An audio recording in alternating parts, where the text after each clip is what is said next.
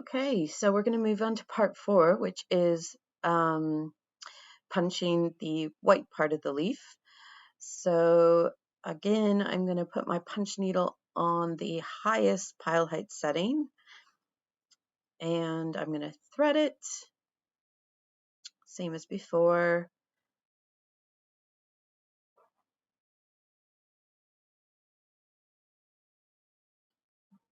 And once it's threaded, you're going to just punch around your leaf. And your first row of punching, when you're going around a shape, usually the first 2 lines are quite close together, and then you can start to space them out.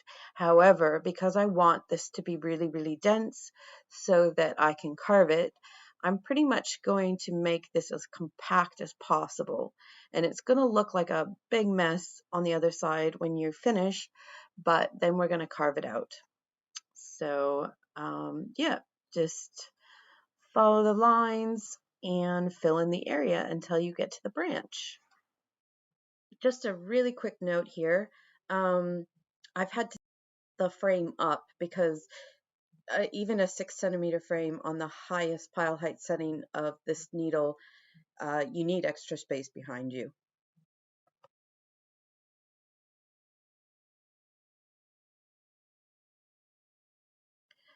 So here I'm just kind of didn't go along the line, so I'm just pulling out the stitches I've done. I've also, because I'm flipping my piece back and forth on my frame, I'm just re-stretching it out so that it's nice and tight.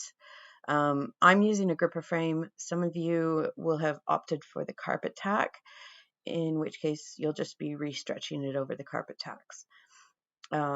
Gripper frames are definitely a lot easier to work with than a carpet tack frame.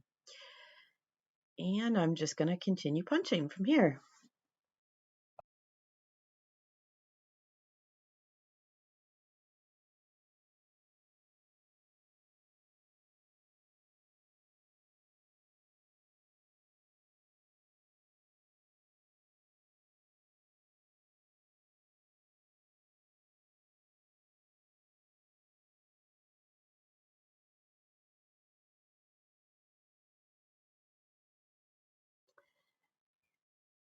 So this is just another wee tip that sometimes it's easier to just unravel your ball of yarn a bit so that you've got lots of loose yarn to work with, because as soon as you have tension on the punch needle, your loops are not going to stay in the fabric correctly.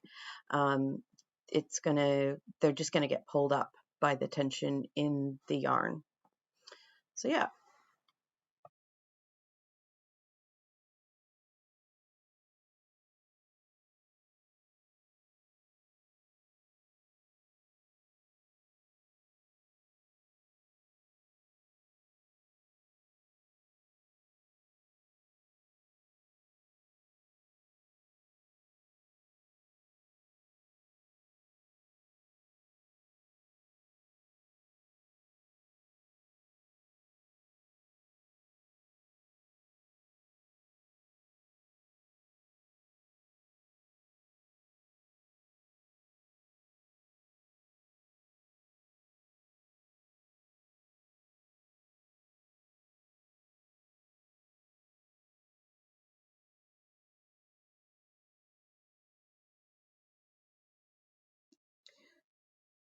Okay, so the video jumped a little bit here.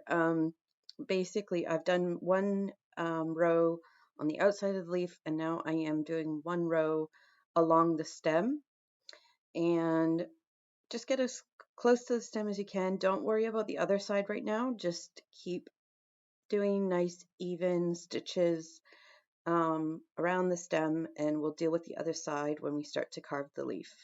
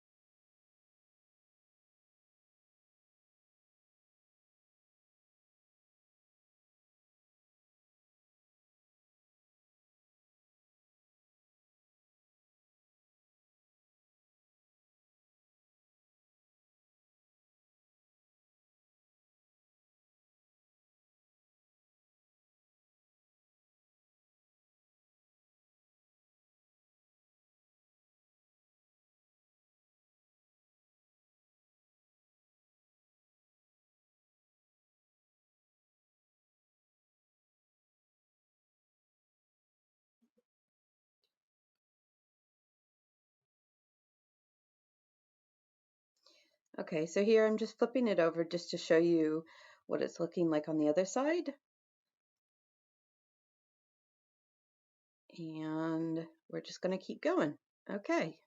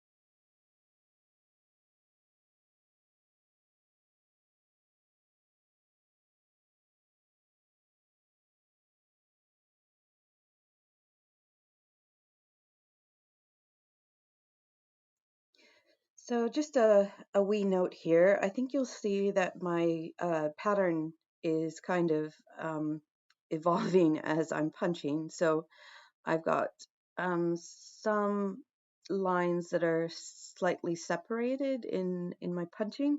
That's just because, yeah, as I said, I'm redesigning as I go. It's perfectly okay to jump over a line of stitches. Um, if you're on a really high pile height, it will become more and more obvious the lower your pile height is if you're jumping over a line of stitches, um, because the loops won't be even. So in general, a rule of thumb, if you're actually trying to make an even pile height punch needle piece, you want to make sure that each line is separate, and you're not jumping over any of your stitches. For this, it's fine, as I said, but yeah, if you want even pile height, don't do that.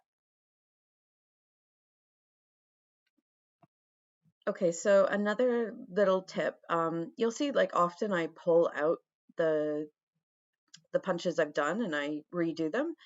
So like monk's cloth is very forgiving, especially this kind that we're using. Um, you can repunch in different areas over and over again. The key is you don't necessarily have to close up the holes. I think some people like to do that, but I find if you just don't punch directly in the holes that you punched before, then it just closes up around the the new punches and it closes up the gaps that you made originally. Because the idea of monk's cloth is to open up the needle and then close up around your loop so that the loop's nice and tight and held into the fabric.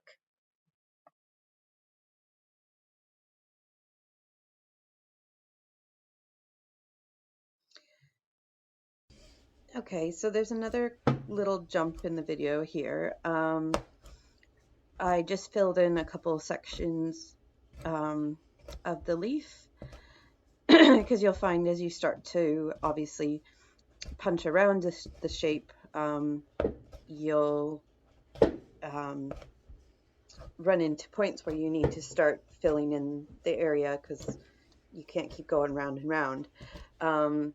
So yeah, usually I just do the outlines and then I fill in little sections as I go. And to transfer from one section to another, you just cut your yarn and just start punching in a different area. So hopefully you can see that through the next set of videos, or sorry, the next video here.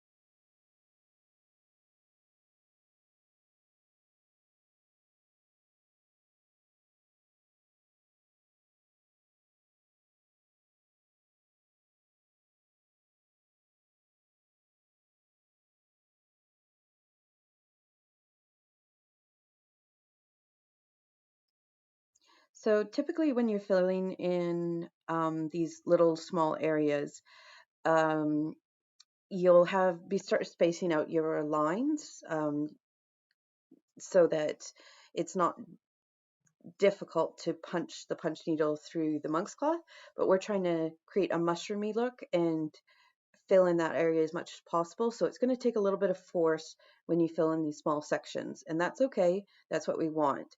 I personally like the mushroomy look, even when I'm punching pieces that I'm not going to carve.